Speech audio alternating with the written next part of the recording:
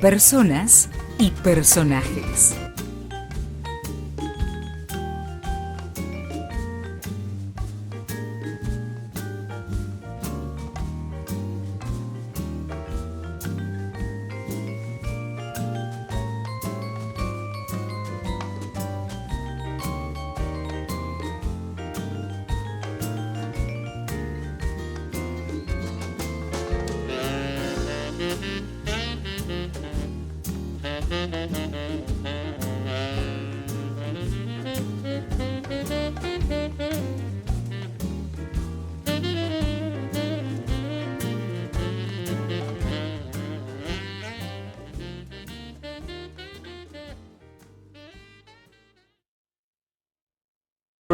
La historia de la música de Bahía Blanca conserva todavía recuerdos muy profundos de lo que aconteció por acá en los años 70, 80, y tal vez hemos visto alguna disminución en su intensidad en estos años 2000 que estamos viviendo, ¿no? Sí, es cierto. Se han generado estos últimos 6, 7 años. Siempre hay cosas que se pueden ir a ver, pero comparado con esos años hay una disminución. En lo cuantitativo hay menos espectáculos. Hubo una época de oro para mí en cuanto a poder arrimar a Bahía a un montón de artistas internacionales dentro de lo que era la corriente del jazz, fundamentalmente, y a partir del jazz incorporando un montón de cosas como el jazz por sí solo lo hace como música.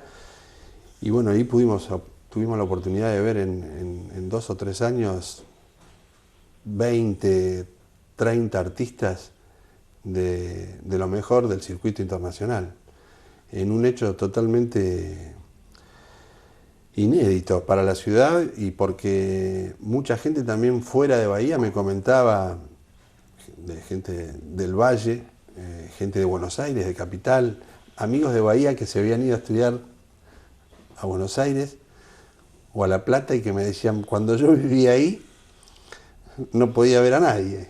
Claro. Y ahora en Buenos Aires la entrada para ver a estos tipos que tocaban en Buenos Aires, obviamente, porque era el epicentro de la actuación en Buenos Aires, pero las entradas en Buenos Aires costaban 5 veces lo que costaban en Bahía.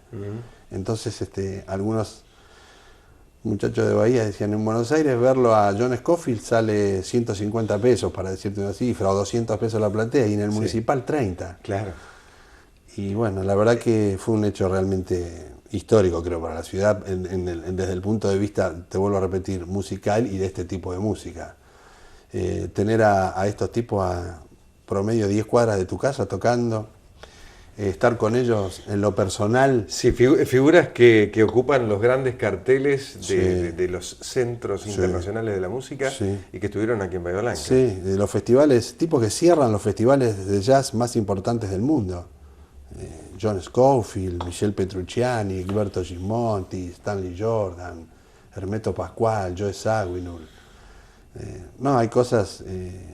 Y se dio una racha de traer en esa época a todos estos monstruos, que había gente que se había mal acostumbrado, entonces por ahí nos paraban por la calle y Hermeto, por ejemplo, vino 2 veces, Zawinul también vino 2 veces.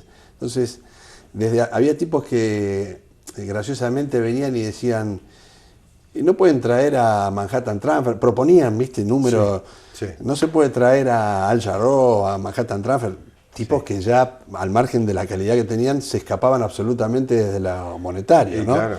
O te decían, ¿Hermeto va a venir de nuevo? sin haber todavía evaluado el esfuerzo que había significado traerlo esa Claro, vez. como diciendo, no, traigan otro, es decir, otra vez lo mismo. Claro, Cuando normalmente estos tipos, más allá de que sí es cierto, venían de nuevo, poder verlos, qué sé yo, para determinada gente, para mí inclusive, si uno pudiera verlo, yo lo vería, no sé, 3 veces al año, Claro. si tuviera la posibilidad. Sí, sí. Y seguramente pero- lo escuchás en tu casa Sí, mucho más seguido. mucho más, mucho más. con los discos la posibilidad, pero bueno, la gente se había acostumbrado a la cosa periódica y ya pedía, ¿no? Pedía espectáculos carísimos, me acuerdo. Yo mencionaba lo de los años 70. En los años 70 también en la Argentina se generaron tantos grupos y hubo tanta comunicación a través de las letras.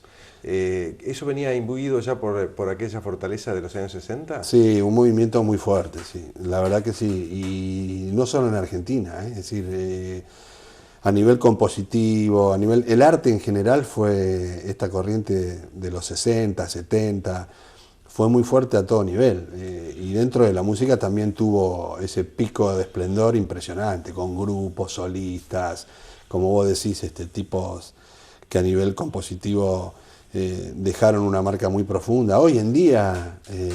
Estamos escuchándolos. Sí. Además, la juventud de los 80 y la de los 90 recurrió a ellos. Sí. Recurrió a Ni los lo de los dudes. 70. Y hoy te diría que también la de...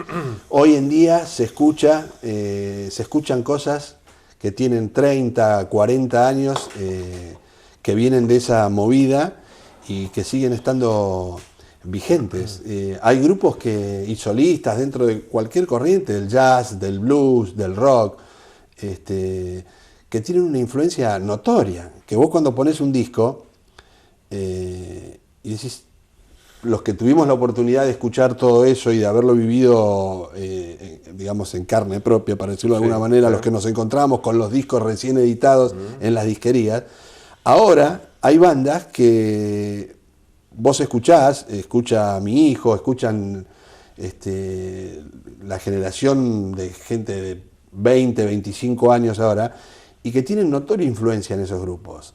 Y vos decís, esto yo ya lo escuché. Claro. No te digo porque realmente los estén copiando, pero como que dejaron una marca a fuego. Sí. Fue muy importante. Y por entonces la escasez de recursos que había para adquirir material, porque si hoy hablamos de esto puede resultar extraño para un chico que se sienta frente a una computadora y lo descubre con la calidad del siglo XXI, pero en los años 70, por ejemplo, conseguir un disco de determinado autor o compositor era muy difícil. Nosotros hacíamos un seguimiento pero increíble. Bueno, recién hablamos lo que era la radio, por ejemplo. Determinados programas... La radio que era AM. AM, únicamente AM. Entonces escuchábamos determinados programas que eran los que tenían la avanzada con los viejos simples. ¿Te acordás que las compañías editaban en simple el anticipo de lo que después iba a ser el long play? Claro. Entonces determinados programas tenían eso, que se recibía en Estados Unidos o Inglaterra, y nosotros los escuchábamos en AM, y en determinadas emisoras que transmitían a la noche y cuya frecuencia, por ejemplo acá en Bahía, por momentos la onda se iba. Entonces nosotros teníamos que agarrar la radio, empezar a buscarle la orientación. Y buscarle una orientación y un determinado sector en la casa.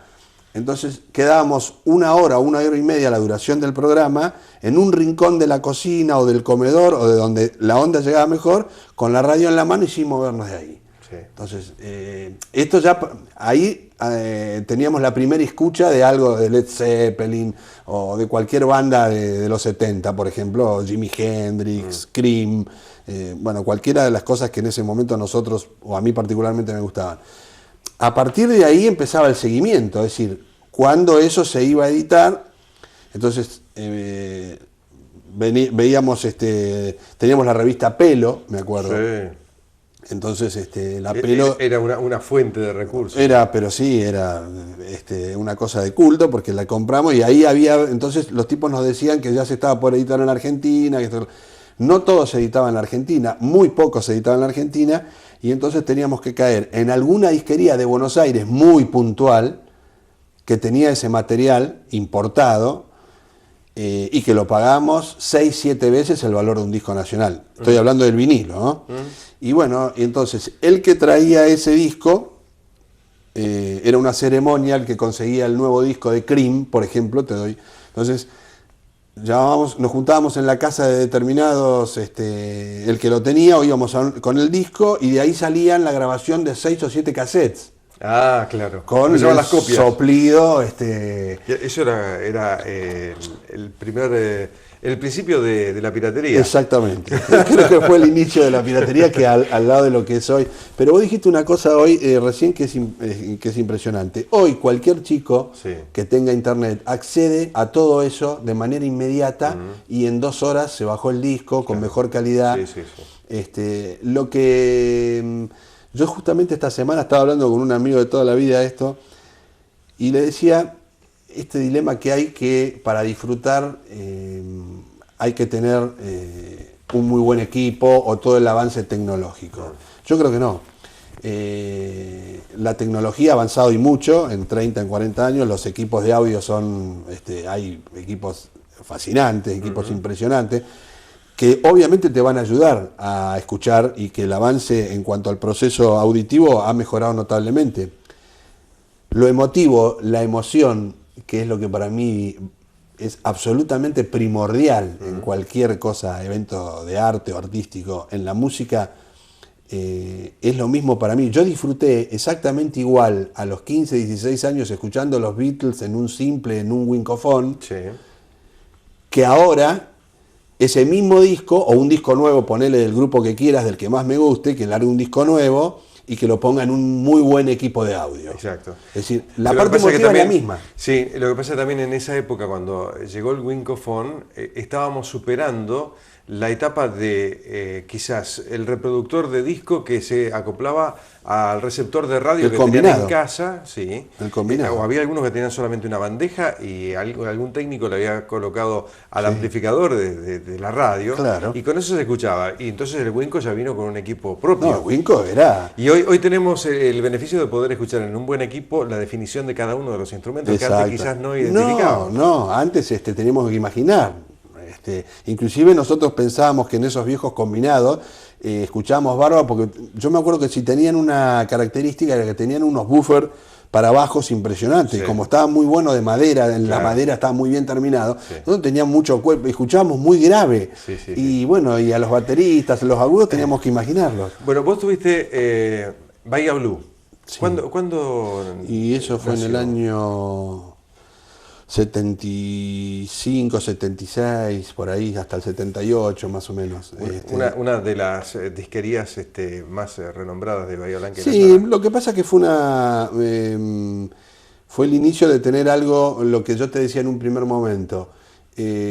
Por ahí abrir un negocio con un concepto distinto en cuanto a traer el material que no se conseguía en ningún lado. Claro. Que eso fue siempre una cosa que yo toda la vida que estuve conectado con esto, que me gusta, y tratar de difundirlo a través de programas de radio que tenía en Radio Nacional. Entonces también cuando tuve disquerías o cuando trabajé en disquerías, siempre traté de darle prioridad a esto que a mí me gustaba.